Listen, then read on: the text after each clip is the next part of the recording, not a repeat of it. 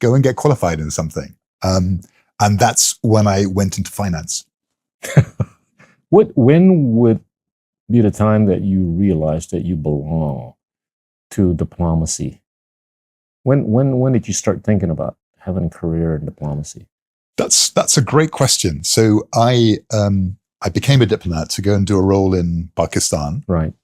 Spending a year living with a couple of wonderful Pakistani families learning Urdu. So I became a fluent Urdu speaker before then working with opposition groups in Pakistan to understand them and to liaise, and went from there to Afghanistan at a time when Afghanistan was still in the civil war of the 1990s. And I was supporting a UN peace process there led by an amazing Algerian diplomat called Lakhdar Brahimi that didn't succeed. And so that terrible feeling of having tried really hard to support a people escaping from nearly 2 decades of conflict since the Russian invasion in the late 1970s, and not being able to help them to come together in a peaceful way. And that was my first experience with the United Nations as well, and met some incredibly talented, dedicated diplomats from all over the world, and was trying to have a particular role that the UK was supporting there. And that was the point at which I thought, wow, you can really have a systemic impact on people's lives, on their hopes and aspirations for the future. And we were working a lot with community groups, supporting in particular women entrepreneurs who were having such a hard time at that moment under Taliban pretty oppressive rule. And it breaks my heart to see that now returning to Afghanistan, and supporting them in just being able to have livelihoods that would enable them to eat. And that was when I thought, hey, you can have a real force for good if you're a diplomat. And that was kind of when I settled into the role.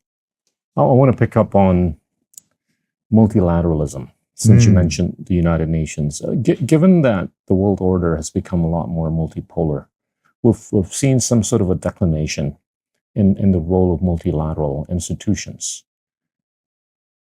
How do you see multilateralism progressing going forward at the rate that there's this meaningful degree of revisionism that's being pushed forth by certain economies or countries that would have been very little long time ago, but they've gotten much bigger?